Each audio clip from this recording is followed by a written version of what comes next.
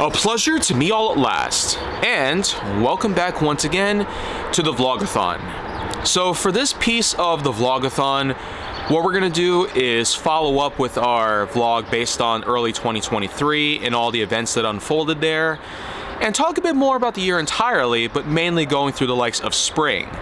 April, May, and June, after all, was the time in which that the vernal equinox had not only set in, but would eventually dissipate in favor of the eventual summer solstice that year. But before all that happened, let's just say that April of 2023 wasn't exactly super big. Though I will say, a few theatrical releases were put into mind. And it was also technically the first time in a while that I had actually gone on a marathoning spree in theaters. No joke. I spent 3 straight days going through whatever movies I could possibly get a hold of. It was a pretty eventful weekend that I made, especially throughout the first couple of days in April, leading from the waning days of March 2023. It was a time in which that I had actually watched 3 movies in a row, similar to what I did the previous year in 2022, where I saw 3 movies in a row just as well. At that time, it of course was Bad Guys, Sonic the Hedgehog 2, and The Unbearable Weight of Massive Talent, which was a Nick Cage and Pedro Pascal film. But for March and April 2023, we had 3 more films worth talking about. There was Dungeons and Dragons, Honor Among Thieves, Renfield, and there was also a movie about Air, or more to speak, it's about Air Jordans. So that was just as much of an eventful week based on movies and stuff than the previous year alone had to offer there.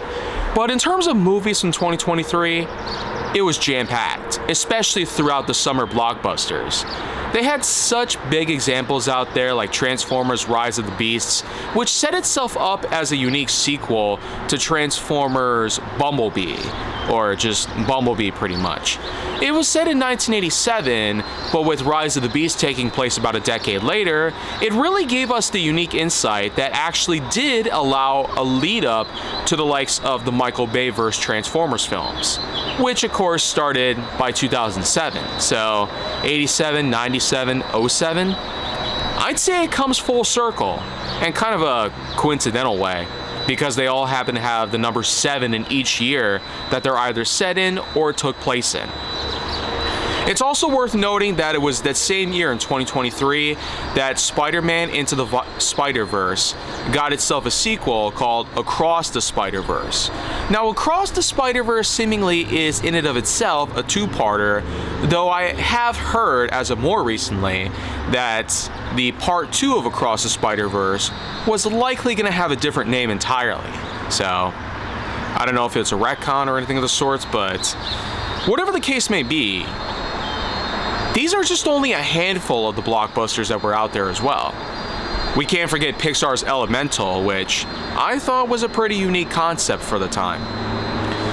But if I really had to take anything from April through June of 2023, it would have to be the trips. First of all, May of 2023 encompassed a 5 to 6 day long trip that actually took place in Cincinnati, Ohio. And I will say that since 2018, I hadn't had a visit to the state of Ohio, much less big cities like Cincinnati, Columbus, or anything else of the sorts.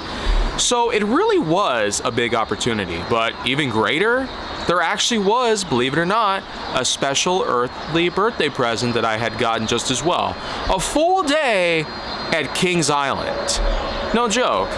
One of the most popular theme parks in the Midwest, in Mason, Ohio, about 20 minutes away from Cincinnati, we actually spent about a full day over there. And I will say, it was probably one of the best parks I ever visited. No joke.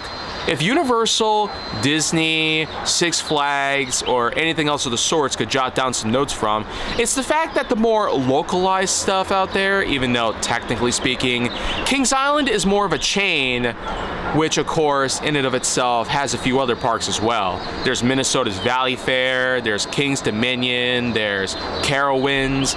Kings Island is technically part of that large franchise of theme parks that are all run by the Cedar Fair Company. especially as of today. They still run hold as some of the biggest theme parks in the whole country, enough to rival, if not outperform, against Disney, Universal, among many other big parks out there in the country. But then, of course, if Cincinnati wasn't enough, well, there of course was, believe it or not, my brother's wedding. Yeah, enough said. It was more than enough to really solidify 2023, because aside from me being able to be the ring bearer of the couple, as if I couldn't be any more privileged enough, then let's talk a bit about Charlottesville, Virginia. This was actually a town that Luke actually played in alongside the Virginia Swordsmen, a team stationed in the Charlottesville area as well. Even bigger was Charlottesville University, which in and of itself, we gotten a bit of a tour out of, especially with the frat houses and all that stuff. I got shown on the ropes, and more importantly, I met some old contacts that I hadn't seen since I had retired from social media.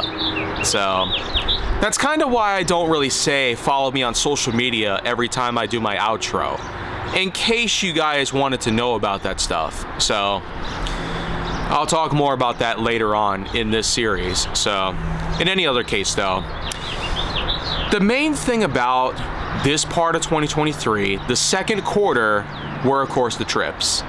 Cincinnati, my brother's wedding, which took place in Pewaukee, Wisconsin, and of course, Charlottesville.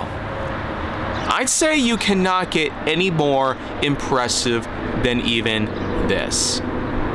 Oh, but let's just hold that thought here, because we only have 2 more parts to go in correlation to the year of 2023 entirely. So if you want to see more, go down to my channel. Make sure to like, subscribe, comment, follow me wherever you can find me, and stay on the Hollywood side for more.